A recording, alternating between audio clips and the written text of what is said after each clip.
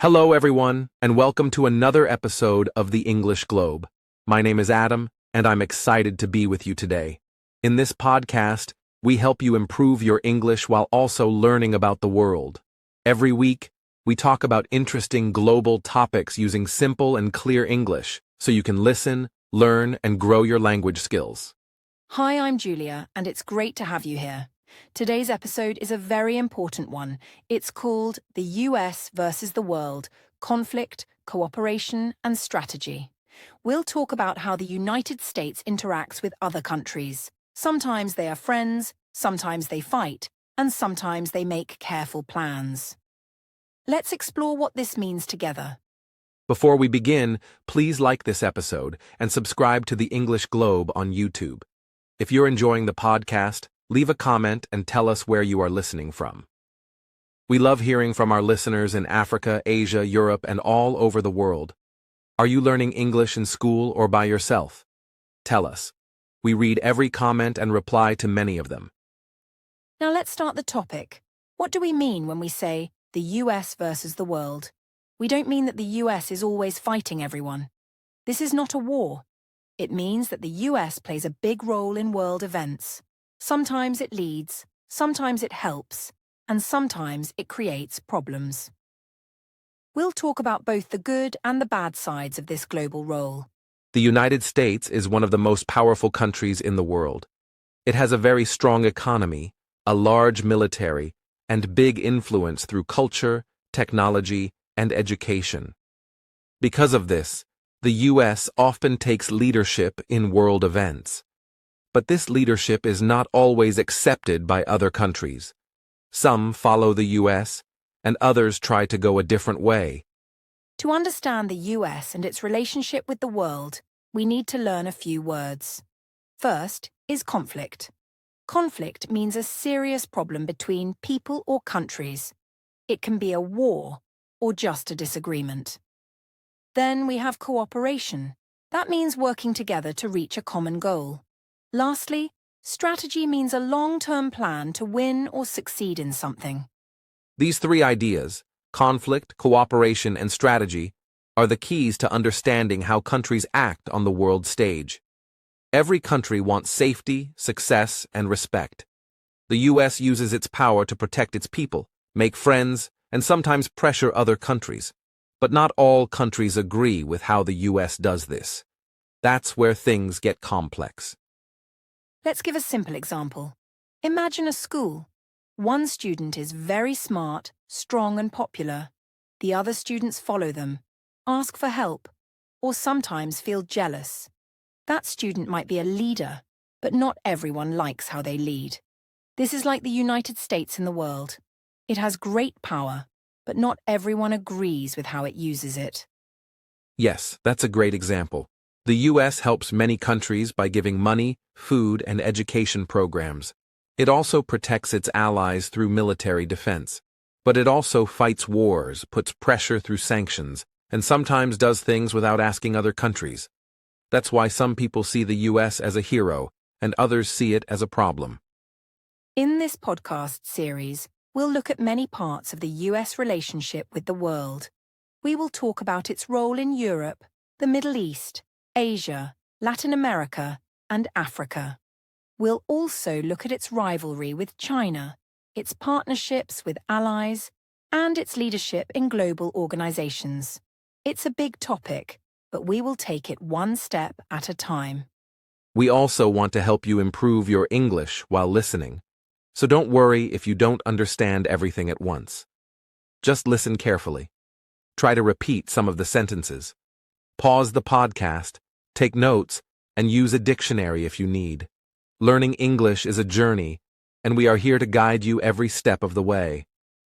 Let's now think about some important questions. Why does the US have so much power? How did it become so strong?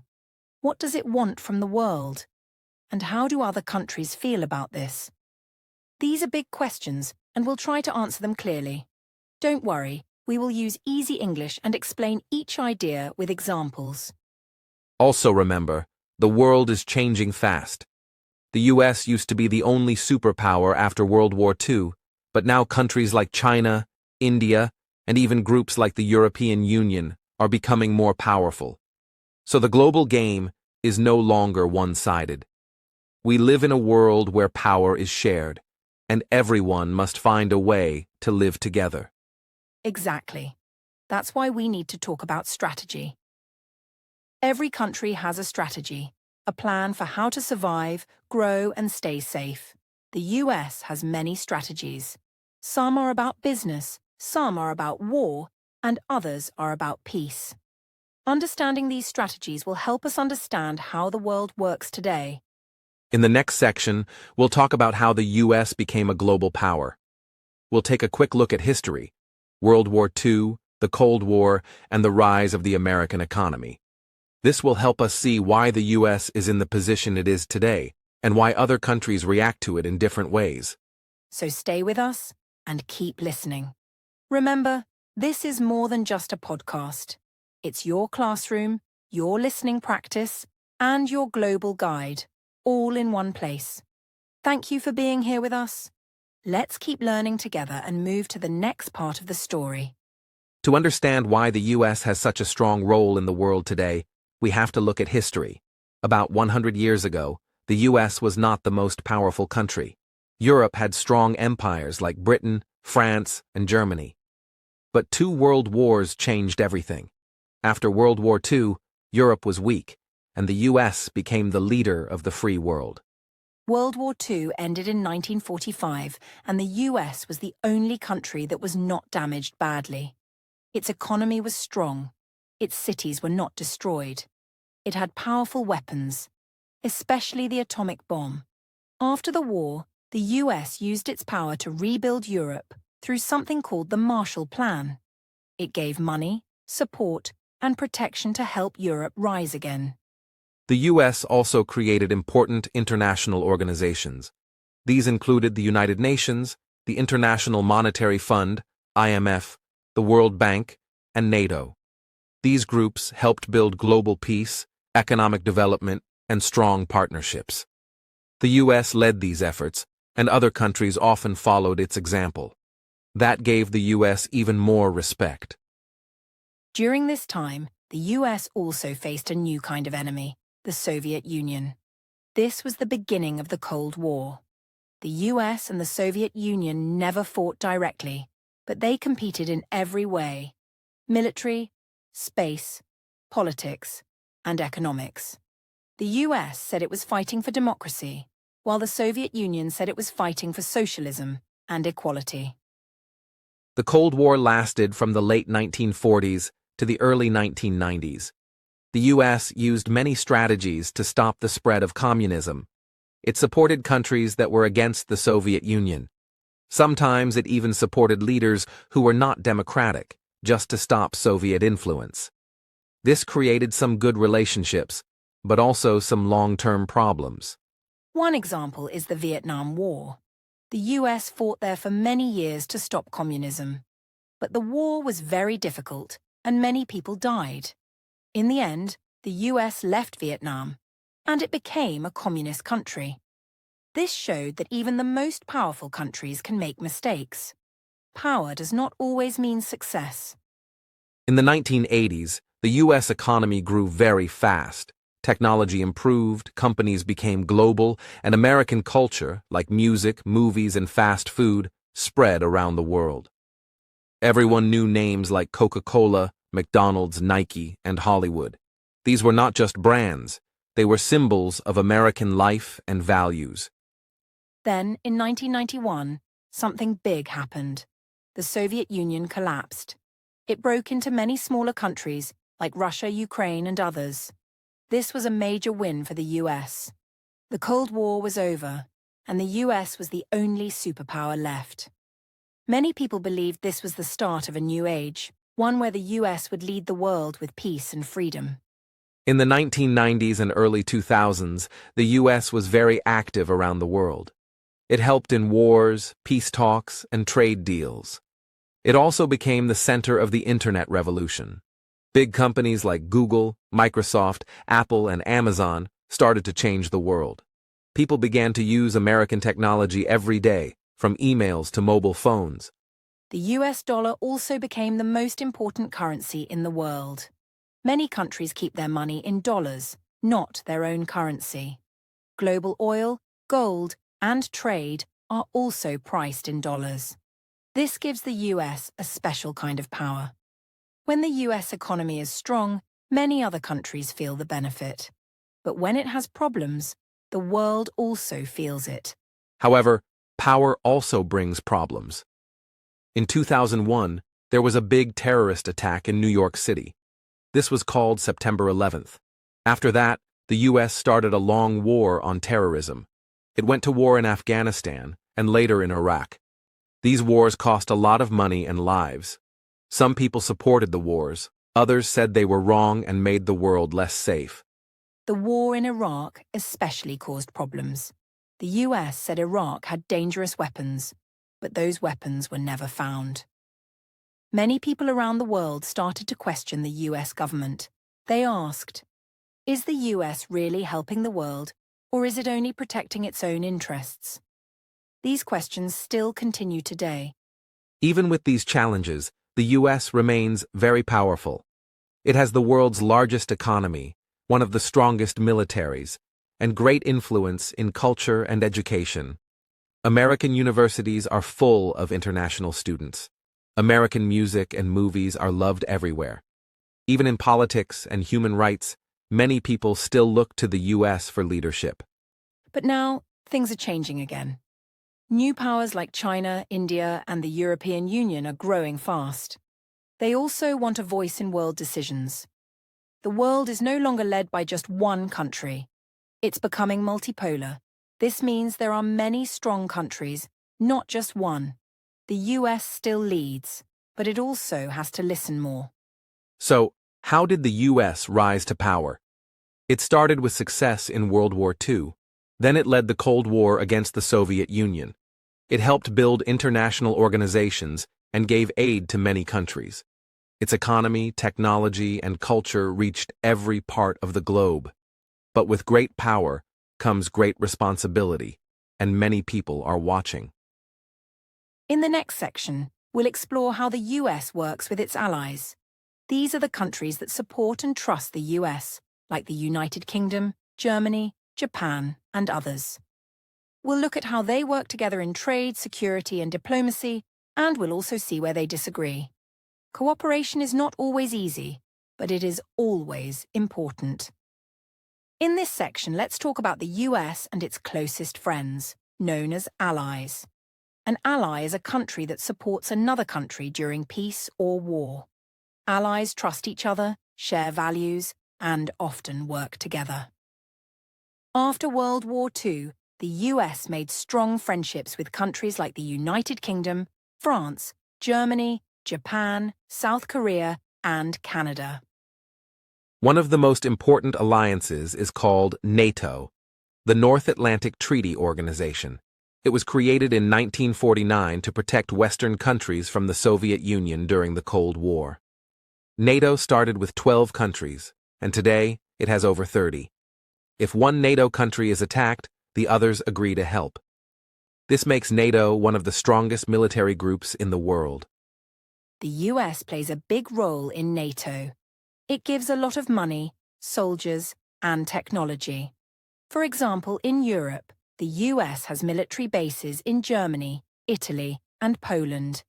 These bases help protect Europe and also show that the US is ready to support its friends. NATO members train together, plan together, and sometimes fight together in wars like Afghanistan. Besides NATO, the US also has strong ties with countries in Asia. One example is Japan. After World War II, the US helped rebuild Japan. Now they are close partners. The US also has strong relations with South Korea. There are American troops in South Korea to protect it from threats from North Korea. These partnerships have lasted for many decades. The US also works closely with countries like the United Kingdom, Australia, and Canada. These nations share history, language, and legal systems. They often vote together in the United Nations and support each other in global matters. There's even a special group called Five Eyes where they share intelligence to stop terrorism and cybercrime. But it's not just about military and security. The U.S. also cooperates with allies through trade, education, and technology. Countries like Germany, Japan, and the UK trade a lot with the U.S. They build cars, airplanes, and electronic devices together. American companies like Apple and Microsoft work with partners all over the world. Education is another big area of cooperation. Many students from allied countries go to study in the US, and some American students study abroad. This creates a deeper connection between cultures. It also helps future leaders understand each other better. When young people learn together, they build peace for the future. Another important area is science and medicine. The U.S. and its allies work together to fight diseases, do space research, and solve climate problems. For example, American scientists work with European and Japanese experts at NASA and the European Space Agency. They study space, build satellites, and even prepare for missions to the Moon and Mars. Climate change is one of the biggest global challenges, and the US often joins its allies to find solutions. Agreements like the Paris Climate Accord bring many countries together. They agree to reduce pollution and protect the planet. Even when the US left the agreement for a short time, its allies encouraged it to return. And it did. Of course, no friendship is perfect. Sometimes the U.S. and its allies disagree. One example is trade. The U.S. sometimes places tariffs, extra taxes on goods from other countries. This can hurt businesses. For example, there were disagreements with Europe over steel and car imports. Allies talked, and many problems were solved through diplomacy. Another area of disagreement is military spending. Some countries in NATO do not spend as much on defense as the US does. American leaders sometimes ask them to do more. These discussions can cause tension, but the alliance remains strong because all members believe in the same basic values: peace, freedom, and cooperation. Let's take the example of Ukraine. When war started there in 2022, the U.S. and its allies quickly worked together. They gave weapons, money, and support to Ukraine. They also placed sanctions on Russia. This showed the world that the U.S. and its allies can act fast when there is a serious problem. It also reminded everyone why alliances matter. Alliances are not just about war or crisis. They are also about helping people live better lives. When there is a natural disaster, allies send help. When there is hunger, they send food. When there is a virus, they share vaccines. This kind of cooperation shows the power of friendship between countries. It's not always easy, but it's important. Another way the U.S. works with its allies is through the United Nations and other global organizations. They vote on big decisions like human rights, development, and peacekeeping. The U.S. and its friends often work as a team, but sometimes they vote differently. Even in those cases, they talk to each other and try to find common ground. Public opinion also plays a role. People in allied countries sometimes disagree with US policies. For example, many Europeans did not support the Iraq War in 2003. They marched in the streets and asked their governments not to follow the US. But leaders must balance public feeling and international strategy. This is part of democracy and open discussion. Despite disagreements, the U.S. and its allies continue to work together. They face common problems: terrorism, cyber threats, economic changes, and climate change. No country can solve these problems alone. Cooperation is the only way forward. Allies bring different strengths, and when they unite, they become much stronger together. It's important to understand that alliances are not about control. The US does not control its allies, and they do not control the US. They talk, share, listen, and sometimes argue. But the goal is always peace, safety, and progress. Real partnerships are built on trust and respect, not fear or pressure. In the next section, we'll explore a different kind of relationship, the one between the U.S. and China. This is not a friendship, but also not a war. It's a complex rivalry. These two powerful countries compete in trade, technology, and influence.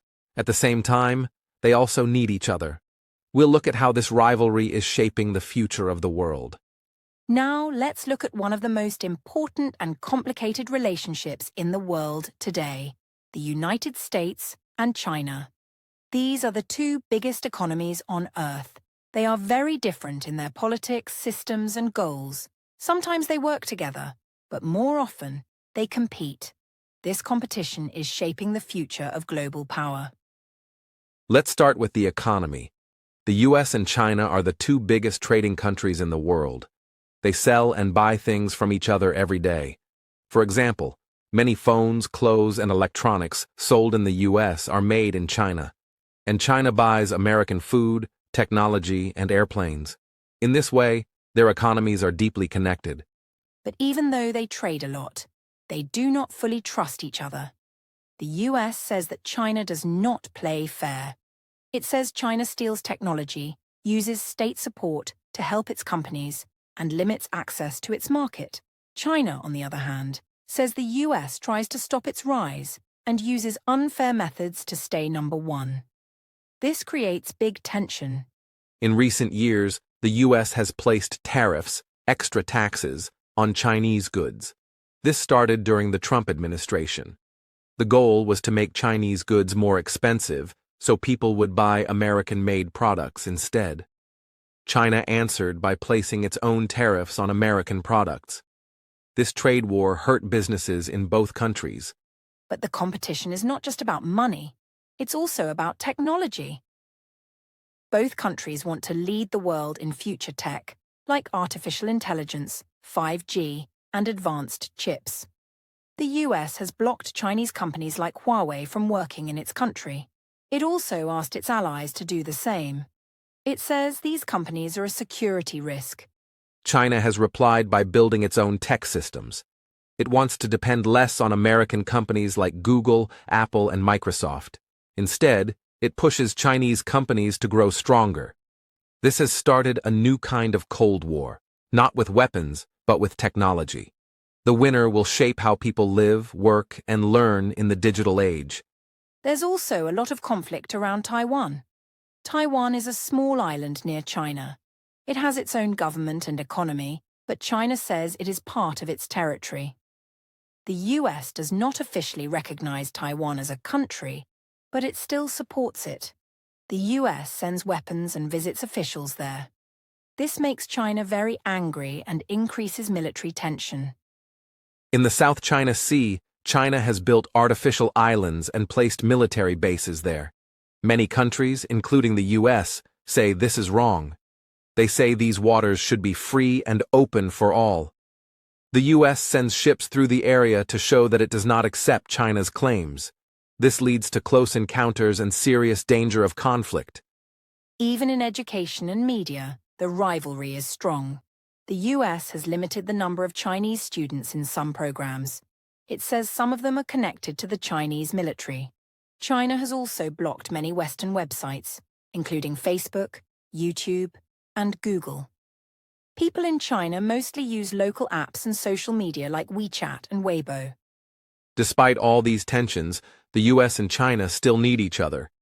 They are deeply connected through trade, global markets, and supply chains. For example, American companies build products in China. Chinese factories rely on US tools and software. If either country stops working with the other, it can hurt their own people and businesses. Another area where they must work together is climate change. The US and China are the biggest polluters in the world. If they do not cut carbon emissions, the planet will suffer. That's why climate talks are one of the few areas where both countries try to cooperate. They share data, sign agreements, and work with scientists from both sides. Public opinion also plays a big role in this rivalry. In the US, more people are starting to see China as a threat. In China, more people think the US wants to stop their country from growing. These views are shaped by media, politics, and national pride. When people see each other as enemies, it makes cooperation even harder. So what is the US-China rivalry really about? It's about power and values. The US supports democracy, free speech, and open markets. China supports strong central control, national unity, and fast development.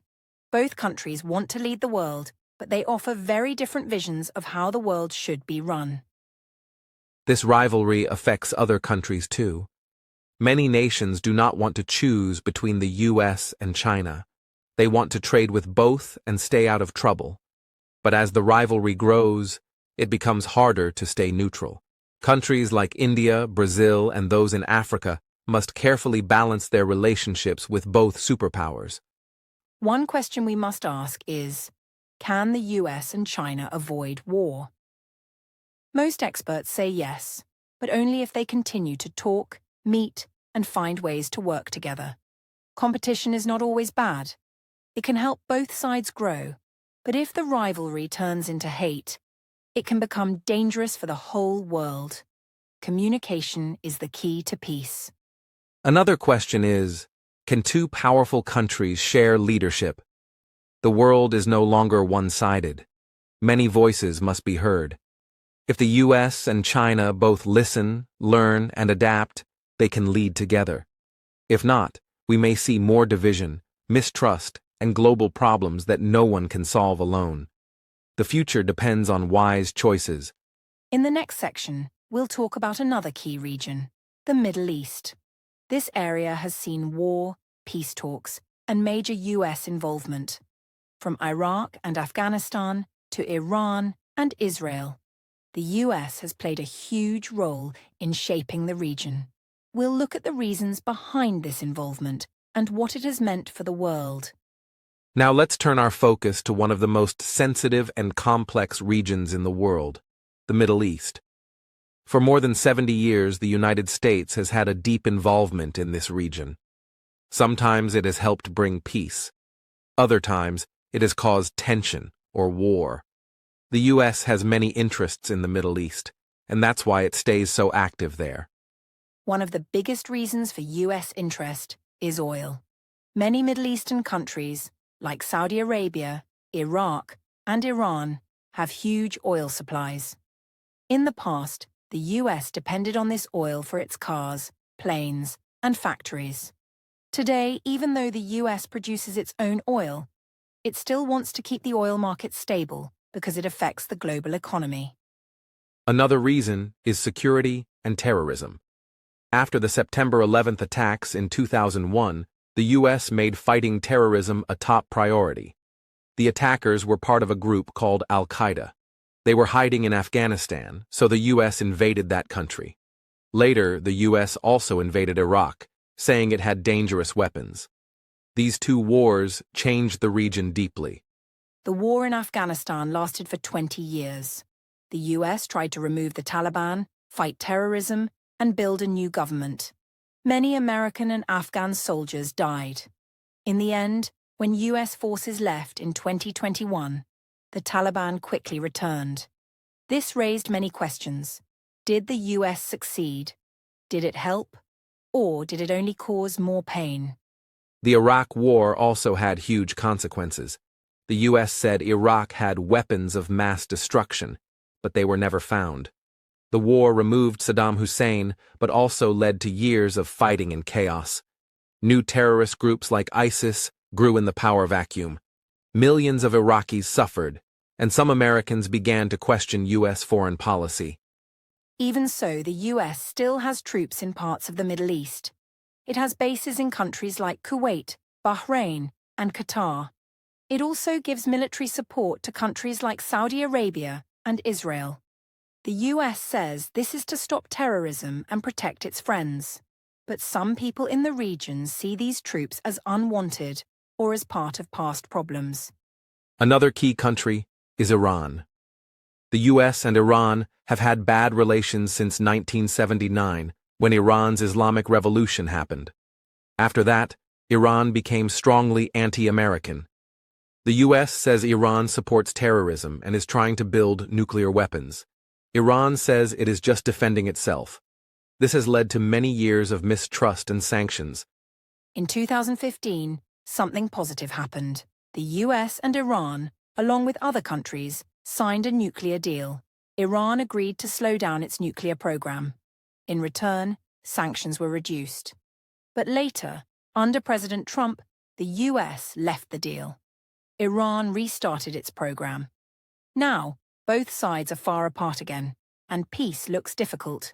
There's also the Israel-Palestine conflict. The US strongly supports Israel. It gives Israel military aid, money, and political support.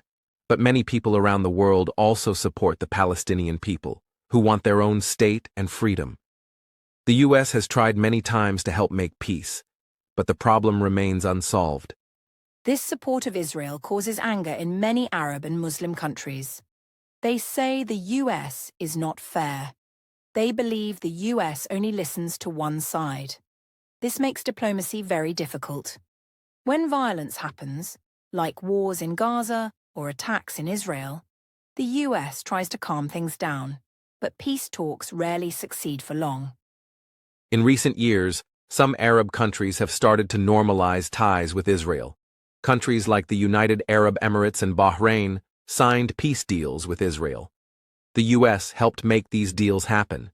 These steps give hope, but they also raise questions. Will peace come without solving the Palestinian issue? Is this true peace or just politics? The Middle East is also important for religion and culture. It is home to Islam, Christianity, and Judaism. Cities like Mecca, Jerusalem, and Baghdad are historic and spiritual centers. When the US acts in this region, many people feel deeply emotional. They don't see it as just politics, they see it as something that touches their identity and faith. Let's not forget Syria. The US became involved in Syria's civil war, mostly to fight ISIS. It also wanted to stop chemical weapons and protect civilians. But the war is very complex, with Russia, Iran, Turkey, and other groups involved too. The US has helped some rebel groups, but Syria remains divided and dangerous. The US often says it wants to bring democracy, peace, and stability. Sometimes it has helped people, but sometimes its actions have caused more conflict. People in the region often ask, what does the US really want? Oil, power, security, or is it truly trying to help others? These questions show how hard foreign policy can be. One thing is clear. The US cannot solve all the problems in the Middle East alone. It needs local governments, the United Nations, and other partners. Peace must come from within the region. Outside powers can help, but they cannot force solutions. The US is learning that lasting peace needs patience, respect, and deep understanding. There's also a growing call for diplomacy, not just war. Diplomacy means talking, listening, and finding peaceful answers. Some leaders in the US now prefer talks and deals over military action. People are tired of endless war. They want to invest in education, health, and peace instead of weapons and bombs. Still, the US has interests it wants to protect, like oil trade, allies, and fighting terrorism. The challenge is how to protect those interests without causing more harm. It's a careful balance. One mistake can make things worse. One smart decision can change history. This is why US policy in the Middle East is always under pressure and debate. In the next section, we'll travel to another important region, Latin America. The US has a long and complicated history there too. From trade and migration to coups and cooperation, Latin America is a neighbor with deep ties to the US, but also deep mistrust in some places. We'll explore how that relationship has grown, broken, and changed over time. Now let's talk about the relationship between the United States and Latin America. Latin America includes countries like Mexico, Brazil, Argentina, and many others. The U.S. shares a long border with Mexico and has strong cultural, economic, and political ties to the region. But this relationship is complicated and has a history of both cooperation and conflict. In the early 20th century, the US often intervened in Latin American countries. Sometimes it sent troops or supported leaders who helped protect American interests. For example, in countries like Nicaragua and Cuba, the US tried to keep control over politics and resources. These actions caused distrust and anger among many Latin Americans. One major example is the U.S. support for coup, when governments are removed by force. In Chile in 1973, the U.S. supported a military coup against the elected president. This led to years of dictatorship and human rights abuses. Similar events happened in other countries. Many people in Latin America see these actions as examples of U.S. interference and control. However, the US also helped in some positive ways. It gave aid to fight diseases, improve education, and support economic development. Programs like the Alliance for Progress in the 1960s aimed to reduce poverty and promote democracy. These programs had mixed results, but showed that cooperation was possible. Trade is another important part of the relationship. The U.S. has many trade agreements with Latin American countries. NAFTA, now called the USMCA, is a big trade deal between the U.S., Mexico, and Canada. It helps goods move more easily across borders. This creates jobs and business opportunities, but also causes concerns about workers' rights and the environment. Migration is a key issue too. Many people from Latin America move to the US seeking better jobs and safety. This creates strong family and cultural connections. But migration also causes political debate in the US. Some want stricter border controls, while others support more open immigration policies. It's a complex and emotional topic. The war on drugs has also shaped relations. The U.S. works with Latin American countries to stop illegal drugs from entering the U.S. This has led to military and police operations. But drug violence has increased in many places, and some say the strategy has failed. New ideas focus more on health and education, instead of only law enforcement. In recent years, some Latin American countries have tried to be more independent. They want to decide their own future without too much US influence. Countries like Venezuela and Bolivia have governments that are often critical of the US. This has created tensions and sometimes sanctions. It shows that Latin America is diverse and complex. Yet, many Latin American countries still want to cooperate with the U.S. on trade, security, and culture. Sports, music, and food bring people together. Programs for student exchange and business development continue to grow. Both sides see benefits in working together, even when political problems exist. So, the US-Latin America relationship is a mix of friendship and conflict, cooperation and mistrust. Understanding this history helps explain current events and future possibilities. It shows that countries can be neighbors with shared interests, but also very different goals. In the next section, we will explore the U.S.'s relations with Africa and Asia, focusing on aid, trade, and growing global competition. These regions are very important for the future of the world and for how the U.S. shapes its global strategy. Now let's talk about two important continents, Africa and Asia. Both are very big and diverse, with many different countries, cultures, and challenges. The United States has many interests in Africa and Asia, including trade, security, and helping with development. These regions are growing fast and are key parts of the global economy and politics. In Africa, the US has worked for many years to help fight diseases like HIV/AIDS, AIDS, and malaria. Programs like PEPFAR, started in 2003, have saved millions of lives by giving medicine and education. The US also supports efforts to improve schools, clean water, and agriculture. These development programs help build stronger communities and better futures. Trade between the U.S. and Africa is growing but still small compared to other regions. African countries export resources like oil, minerals, and agricultural products to the U.S. The U.S. exports machinery, technology, and food. The African Growth and Opportunity Act, AGOA, helps some African countries sell goods to the U.S. without taxes. This encourages business and jobs. However, Africa is also a place of competition. China has invested heavily in building roads, railways, and factories across Africa. This has caused some concern in the US and Europe. They worry China is gaining too much influence. The US wants to balance China's presence by increasing its own investments and partnerships in Africa. Asia is a huge continent with very different countries. The US has strong ties with places like India, Japan, South Korea, and Southeast Asia. These countries are important trade partners and allies in security. For example, the US works closely with India and Japan to maintain peace in the Pacific region and to watch China's growing power. In trade, Asia is very important to the US. Many American companies rely on Asian countries to make products, especially electronics and clothing. The Trans-Pacific Partnership, TPP, was a big trade agreement, including many Asia-Pacific countries.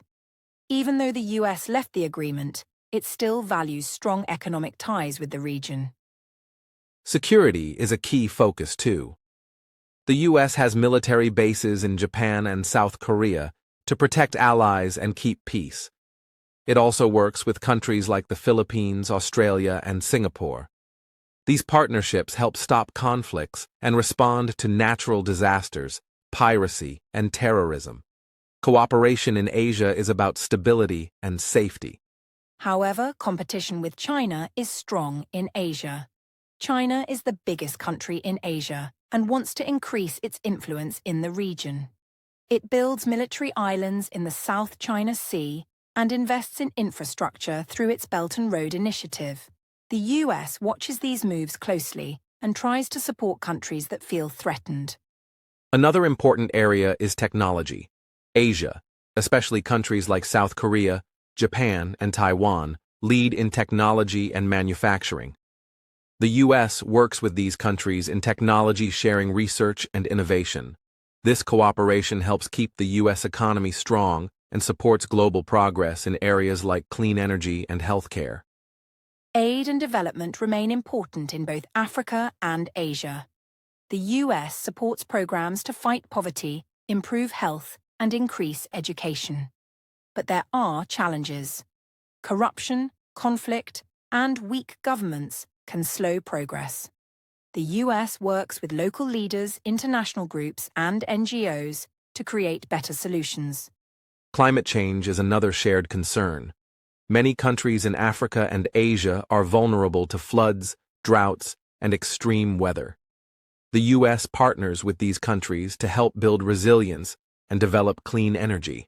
Cooperation on climate is essential for global health and safety. People-to-people ties are growing too. More students from Africa and Asia study in the US. Many American students study abroad in these regions.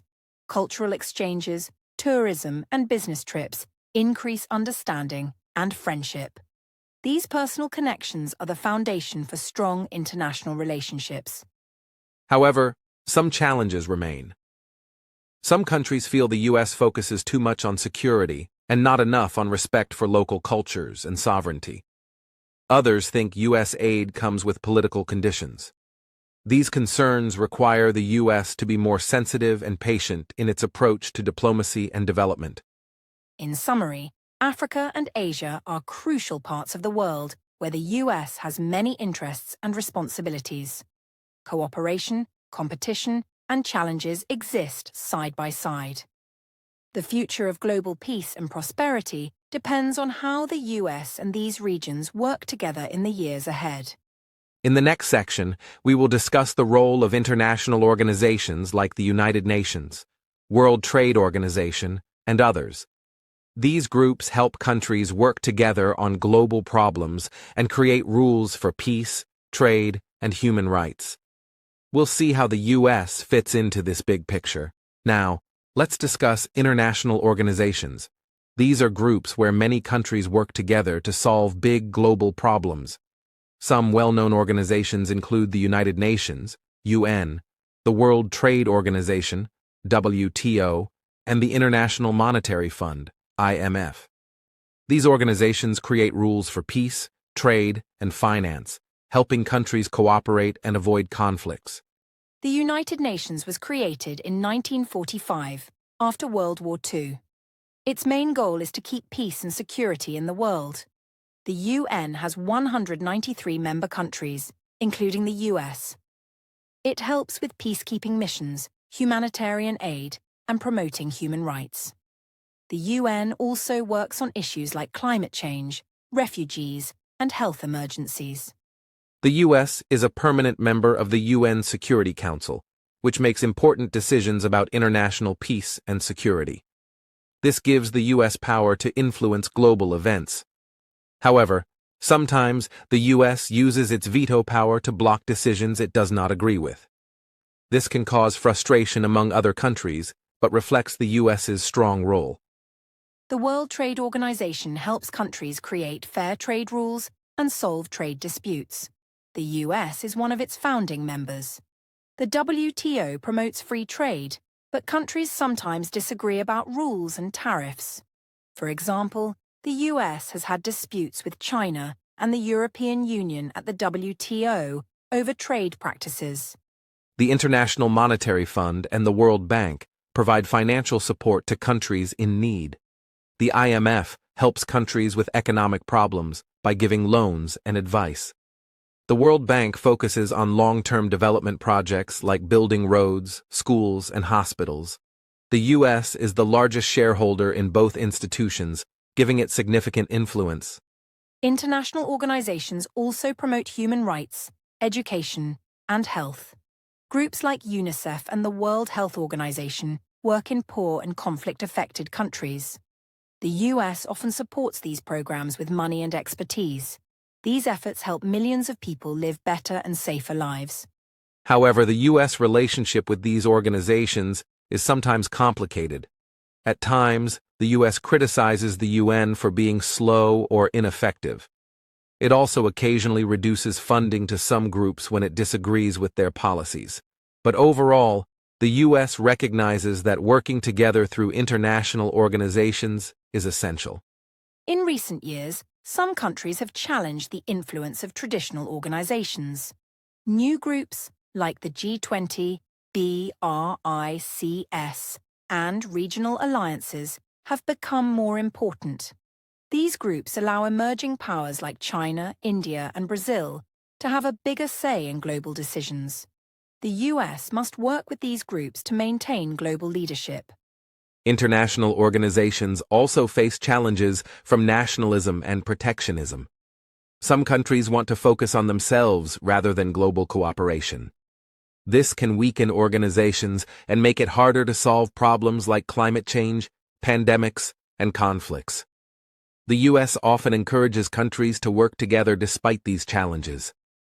One example of cooperation is the Paris Climate Agreement, signed under the UN framework. Many countries, including the US, agreed to reduce greenhouse gas emissions to fight global warming. Even when the US temporarily left the agreement, it rejoined and continues to support global climate efforts. This shows the importance of international collaboration. In conclusion, international organizations are like the rules and referees of the global game. They help countries play fair, resolve disputes, and work on shared challenges. The U.S. plays a leading role in many of these groups, using its power to promote peace, prosperity, and human rights. But it must also listen and cooperate with others to be successful. In the next section, we will discuss the future of U.S. foreign policy. We'll explore how the U.S. can balance conflict and cooperation in a changing world, face new challenges like cyber threats and pandemics, and work towards peace and stability for all nations. As we look into the future, U.S. foreign policy faces many big questions. The world is changing fast, and new challenges are appearing. The U.S. must decide how it wants to deal with other countries in this new era. Should it lead more, share power, or focus more on its own country? Each choice has risks and benefits. One major challenge is the rise of new powers like China and India. These countries are growing in economic and political strength. They want a bigger role in global decisions. The US must decide how to work with them. Should it compete, cooperate, or do both? Finding a balance will be important for world peace and progress. Technology is also changing the way countries compete. Cyber attacks, fake news, and data wars are now part of global conflict. The U.S. must protect its information and digital systems while also respecting freedom of speech and privacy. This is a hard but necessary balance for the future of democracy. Climate change is another major issue. Rising temperatures, stronger storms, and water shortages are affecting every country. The US must lead efforts to reduce pollution and shift to clean energy. At the same time, it needs to help poorer countries who suffer the most. Climate action can be a way to build cooperation with other nations. Pandemics like COVID-19 have shown how connected the world is. Viruses cross borders quickly, and countries must work together to stop them. The U.S. can invest in health programs, research, and emergency support to protect both Americans and people in other countries. Health security is now part of global security. Another issue is global migration. Many people are leaving their countries because of war, poverty, or climate problems. The US faces tough decisions about immigration policies. It must balance national security with compassion and human rights. Immigration is not only a domestic issue, it is also a global one. The U.S. must also rethink its use of military power. Long wars in Iraq and Afghanistan cost many lives and resources. Some Americans now want less involvement in foreign wars, but pulling back too much could leave power gaps. The U.S. must use a mix of diplomacy, alliances, and smart defense to stay safe and effective. Young people in the US are also thinking differently. Many support global cooperation, human rights, and climate action. Future US leaders will likely reflect these new values. They may focus more on diplomacy, fairness, and shared responsibility rather than just power. This could change how America deals with the world. America's alliances will also be tested. NATO, the United Nations, and partnerships in Asia and Africa will need to be updated. New threats like cyber war, climate disasters, and tech rivalries require new types of cooperation. The U.S. can lead by building smarter, more flexible alliances with like-minded partners. There are also opportunities. The US still has many strengths: innovation, universities, a strong economy, and global influence. By listening more, working with others, and solving problems together, it can stay a respected leader. Foreign policy is not only about power, it's also about trust and responsibility. In short, the future of U.S. foreign policy is full of both danger and hope. To stay strong and respected, the U.S. must adapt to change, work with global partners, and act with wisdom. The world is watching to see what role America chooses in the next chapter. And in our final section, we'll reflect on everything we've discussed, from conflict to cooperation, and share some final thoughts on how the US can shape a better future for both itself and the world. Today we're going to explore how the media and public opinion shape U.S. foreign policy. Many people think government leaders make all the decisions, but in a democracy, people's voices matter. Public opinion and news coverage often guide how leaders act. If many citizens feel strongly about a topic, politicians may change their foreign policy to match the public mood. The media plays a big role in this process. News channels, websites, and social media give people information about what's happening in the world. When a conflict begins, the media shows images, tells stories, and shares expert opinions. These stories can make people feel sad, angry, or afraid, and those emotions can push them to support or reject US actions abroad. Think about the war in Iraq in 2003. At first, many media outlets in the U.S. said Iraq had weapons of mass destruction. They shared reports and expert interviews that made people afraid. As a result, most Americans supported the war. But when it turned out those weapons did not exist, many people felt betrayed. They began to mistrust both the government and the media. That situation shows how powerful the media is. A few wrong reports or missing facts can lead to big decisions like going to war. So journalists have a huge responsibility. They must check their facts, speak with different sources, and report the truth. If they don't, the public may make decisions based on fear or false information. Another big change today is social media. In the past, only TV, radio, and newspapers shared the news. Now anyone with a phone can post a message, video, or picture. People share opinions quickly. Sometimes these posts go viral and get millions of views. Politicians now pay close attention to social media because it shows what people care about in real time. Yes, and social media also gives people power.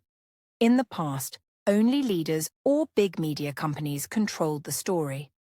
Now, regular people, activists, students, travelers can tell their stories and influence others.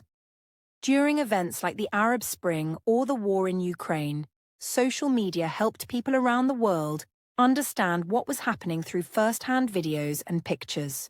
But there's also a dark side to social media. Fake news and propaganda spread fast. Some groups create lies to make people angry or confused. These lies can be shared thousands of times before the truth catches up. Foreign governments, like Russia or China, have used this to try to change how Americans think about their own country or foreign policy decisions.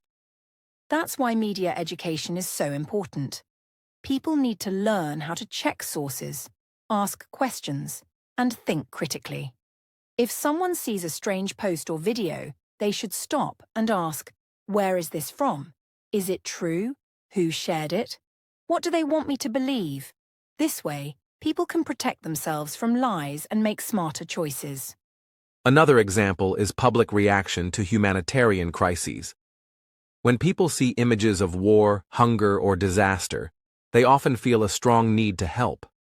For example, when Syrian refugees were fleeing their country, media coverage showed heartbreaking scenes. Many Americans donated money or pushed the government to welcome more refugees. Public emotion can push the government to act, but it can also make decisions harder. Politicians must balance public feeling with long-term strategy. Helping people feels right, but it may not always fit with national security goals. Still, leaders know that if the public cares deeply, they must listen, or they may lose support and votes. The war in Vietnam is another example. At first, many Americans supported it. But as the war continued and more U.S. soldiers died, media reports began showing the real costs. Pictures of battles, interviews with soldiers, and protests at home changed how people felt. The public lost faith in the war, and this led to U.S. troops pulling out of Vietnam. That moment taught leaders something important. Media and public opinion can change the path of a war. If people no longer support it, even a strong military cannot keep fighting forever. Today, before sending troops or starting a conflict, presidents often watch the polls and news headlines to understand how people might respond. In recent years, U.S. foreign policy on climate change has also been shaped by public pressure. Many young Americans care deeply about the environment. They want their country to reduce pollution, use clean energy, and work with other nations. Because of this, U.S. leaders have rejoined climate agreements like the Paris Accord. It's not just about war or peace anymore. People now want action on global problems like health, environment, and human rights. If the media highlights a crisis, people react. If enough people call for change, the government often answers. That's how democracy works, through the voices of the people and the stories they hear every day. Of course, there are times when public opinion and foreign policy do not match. For example, sometimes the government must act quickly, even if the public doesn't understand the full reason. In emergencies, leaders may keep secrets or make decisions behind closed doors. This can create tension, but it is often part of national security strategy.